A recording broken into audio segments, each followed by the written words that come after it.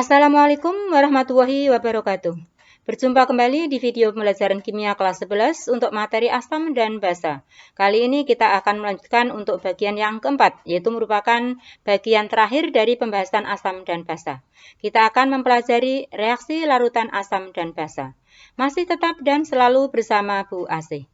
Untuk pembahasan reaksi larutan asam basa ini ada 3 yang akan kita bahas, silahkan dicermati. Baiklah, kita langsung menuju untuk materi yang pertama, yaitu reaksi penetralan. Anak-anakku semuanya, jika larutan asam dan larutan basa dicampurkan, maka ion H positif dari asam akan bergabung dengan ion OH negatif dari basa, membentuk molekul yang bersifat netral, yaitu air. Maka reaksi ini disebut pula dengan reaksi penetralan. Sedangkan kation dari basa akan bergabung dengan anion dari asam, membentuk garam. Maka reaksi ini disebut pula sebagai reaksi penggaraman. Untuk penulisan reaksi asam dan basa, ada beberapa pedoman yang harus kalian pahami. Untuk penulisan ini bisa ditulis dalam bentuk persamaan molekul, dalam bentuk persamaan ion, baik lengkap maupun ion bersih. Karena sesungguhnya reaksi yang terjadi di dalam reaksi asam dan basa ini adalah reaksi dalam bentuk ion. Ya, untuk penulisan reaksi dalam bentuk ion ada zat-zat yang tidak boleh dituliskan dalam bentuk ion, yaitu antara lain elektrolit lemah, air, gas, serta endapan, atau merupakan zat padat yang sukar larut dalam air. Ini bisa kita pelajari di aturan kelarutan zat elektrolit. Untuk reaksi ion bersih diperoleh dengan menghilangkan ion-ion yang sama yang terdapat di dalam ruas kiri dan kanan. Baik, kita langsung lihat contohnya. Yang pertama, reaksi penetralan asam kuat dan basa kuat. Untuk larutan asam klorida dengan larutan kalium hidroksida, bisa kita tuliskan dalam bentuk persamaan reaksi molekul. Asam klorida rumusnya HCl, kalium hidroksida KOH membentuk kalium klorida KCl dan H2O air ya. Untuk penulisan reaksi ion lengkap, maka perhatikan ini elektrolit kuat. Semuanya kuat, maka ini diionkan. HCl terionisasi, KOH terionisasi, KCl terionisasi. Sedangkan H2O masih dalam bentuk molekul. Dan untuk penulisan reaksi ion bersih, kita lihat untuk ion yang sama yang ada di ruas kiri dan kanan bisa dihilangkan. Maka hasil akhirnya adalah ini. Untuk contoh reaksi yang kedua, reaksi penetralan asam kuat dan basa lemah. Ada larutan asam nitrat dengan larutan amonia. Untuk persamaan reaksi molekul, asam nitrat rumusnya HNO3, kemudian amonia bisa ditulis dalam bentuk NH4OH. Hasilnya adalah amonium nitrat, NH4NO3 dan air H2O. Untuk persamaan reaksi ion lengkap, perhatikan ini elektrolit lemah, ini kuat. Maka yang kuat bisa diionkan, sedangkan yang lemah masih tetap dalam bentuk molekul. Garam kita ionkan dan H2O masih dalam bentuk molekul. Untuk persamaan reaksi ion bersih, ion yang ada di ruas kiri dan kanan sama bisa dihilangkan. Maka hasil akhirnya adalah ini. Untuk NH4OH bisa ditulis dalam bentuk NH3 plus H2O. Maka bisa kita tulis seperti ini. Karena H2O ada di kiri dan di ruas kanan, maka bisa kita hilangkan. Dan hasilnya menjadi H positif plus NH3 menjadi NH4 positif. Reaksi yang ketiga adalah reaksi penetralan asam lemah dan basa kuat. Untuk larutan asam fluorida dengan larutan natrium hidroksida. Untuk reaksi molekulnya, kita lihat ini. Kemudian untuk reaksi ion lengkapnya, ingat asam lemah berarti ditulis dalam bentuk molekul. Ini basa kuat, diionkan, ini diionkan. Dan untuk persamaan reaksi ion bersihnya, ion yang ada di ruas kiri dan kanan dihilangkan. Maka hasilnya ini. Sedangkan untuk contoh yang keempat, untuk reaksi penetralan asam lemah dan basa lemah, keduanya merupakan elektrolit lemah, berarti ditulis dalam bentuk persamaan reaksi molekul. Cukup jelas? Ya, kita lanjutkan masih tetap reaksi penetralan untuk sifat larutan dan sifat garam.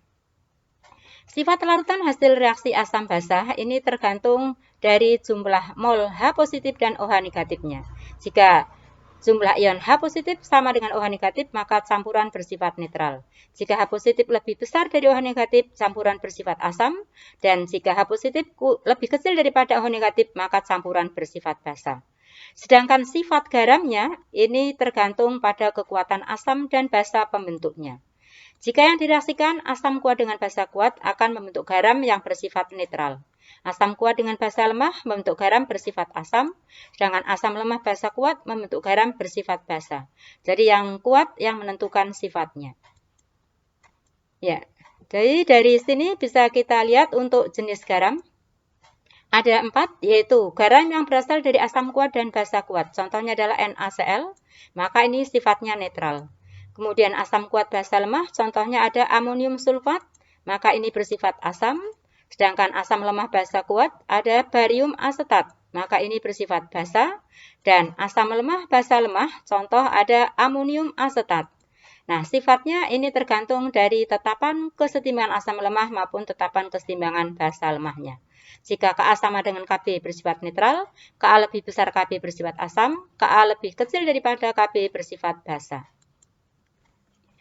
Untuk materi yang kedua, yaitu pH campuran asam dan basa.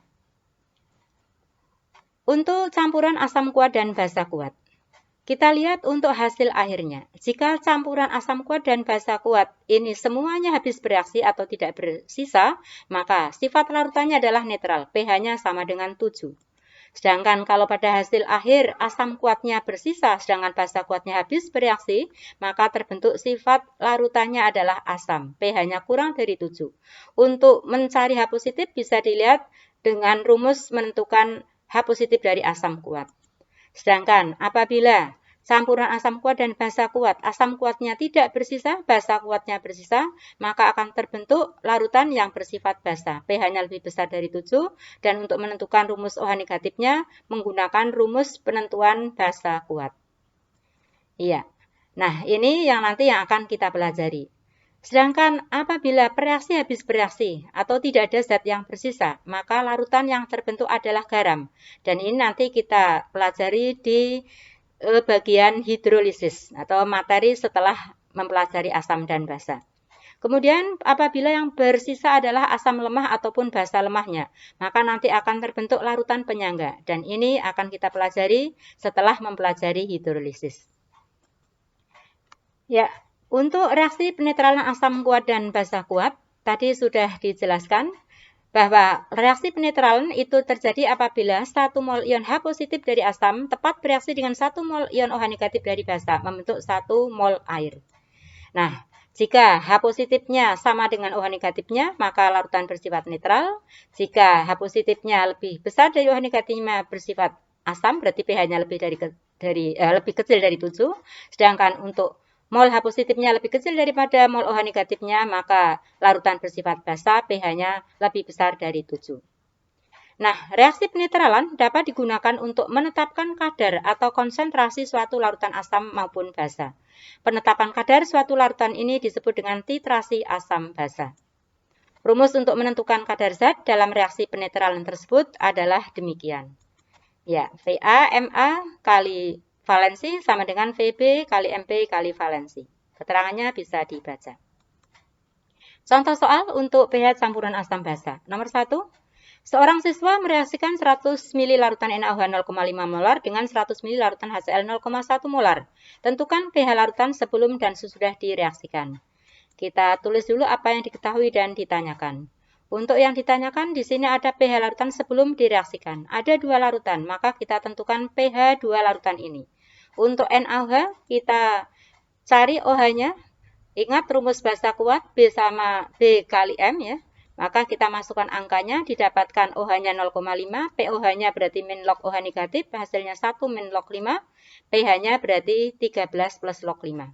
Sedangkan untuk asam klorida sebesar 0,1 molar, maka untuk mencari H positifnya, kita masukkan angkanya langsung, hasilnya pH-nya adalah min log 10 pangkat min 1 atau sama dengan 1.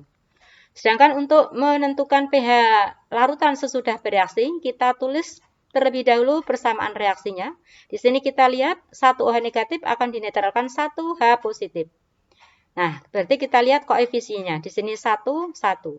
Nah, padahal yang direaksikan di sini NaOH-nya adalah 0,5 molar kali 100 ml. Jadi ada 50 milimol. HCl-nya 10 milimol. Nah, artinya kalau ini 50, berarti HCl-nya harus 50. Hanya tersedia 10. Maka berarti yang bereaksi di sini hanya 10. Berarti masih ada sisa NaOH sebanyak 40 milimol. 40 milimol ini di dalam 200 mili larutan. Maka kita cari konsentrasi OH negatif dalam 200 mili larutan. Ada 40 dibagi 200, 0,2. Untuk pOH-nya, min log OH negatif, ada 1 min log 2, berarti pH-nya ada 13 plus log 2. Contoh soal yang kedua, sebanyak 25 mili larutan H2SO4 tepat dinetralkan dengan 32 mili larutan KOH 0,15 molar. Berapakah kemolaran larutan H2SO4 dan berapakah pH larutan? Kita tulis apa yang diketahui dan ditanyakan. Untuk menentukan kadar, kita menggunakan rumus yang tadi, VA kali MA kali valensi sama dengan VB kali MP kali valensi. Kita masukkan angkanya, didapatkan kemolaran H2SO4 adalah 0,096 mol per liter atau molar. Nah, dari pernyataan ini sebetulnya dari soal ini kita sudah tahu karena ini tepat dinetralkan, maka kita tahu pH-nya pasti sama dengan 7. Nah, bisa kita cek pH 7 itu berarti pasti larutan asam sulfat dan kalium hidroksidanya tidak bersisa. Karena tadi sudah dijelaskan kalau asam kuat dan basa kuat tidak bersisa, praktis nilai pH-nya sama dengan 7. Kita lihat di sini KOH 32 kali 0,15 ada 4,8. Kemudian H2SO4 25 mili kali 0,096 ada 2,4. Dan kita lihat dari reaksinya ini 1, ini 2, berarti ini separuhnya. Sudah jelas ini 2,4. Jadi berarti ini akhirnya tidak bersisa. Nah, kalau tidak bersisa, maka akan terbentuk larutan garam. Garam ini bersifat netral. pH-nya sama dengan 7. Ya, materi yang berikutnya, yang ketiga yaitu reaksi pembentukan garam. Reaksi pembentukan garam atau reaksi penggaraman merupakan salah satu contoh dari reaksi kimia dalam larutan elektrolit. Untuk reaksi dalam larutan elektrolit ada 3, yaitu reaksi penetralan asam basa, reaksi pendesakan logam, dan reaksi metatesis atau pertukaran pasangan. Semua reaksi ini menghasilkan garam, maka disebut pula dengan reaksi penggaraman. Kemudian untuk reaksi dalam larutan elektrolit ini sama merupakan reaksi ion, maka ada beberapa aturan, yaitu ada zat yang tidak boleh diionkan. Dan untuk endapan, yaitu zat yang mengendap, bisa dilihat dari daftar kelarutan zat. Ya, jadi untuk reaksi kimia dalam larutan elektrolit ini pasti menghasilkan reaksi ion bersih, ya, karena semuanya yang terlibat adalah ion. Baik, kita lihat contoh untuk reaksi penetralan asam basa, yaitu reaksi antara H positif dan OH negatif. Kemudian untuk reaksi pendesakan logam, di sini ada direct volta, yaitu direct kereaktifan logam. Ini nanti dipelajari di kelas 12. Dan kita lihat di sini untuk rumus umumnya A plus BC sama menjadi AC plus B, di mana A letaknya harus di sebelah kiri dalam direct volta. Jadi misalnya nih Na plus ZnCl2 bisa bereaksi, tapi kalau Zn plus NaCl tidak bisa bereaksi. Karena A harus di kiri, B dalam direct volta. Kemudian untuk reaksi metatesis atau reaksi pertukaran pasangan ion dari dua elektrolit. Tinggal bertukar kation harus dengan anion. Ya. Kemudian untuk jenis reaksi penetralan tadi disebutkan ini ada 4. Ya, kemudian untuk reaksi pendesakan logam ada 3.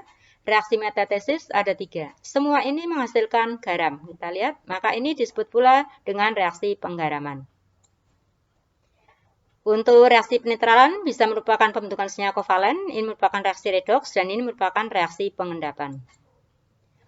Dan aturan kelarutan zat elektrolit, ini aturannya bisa dicermati. Contoh, ini untuk garam.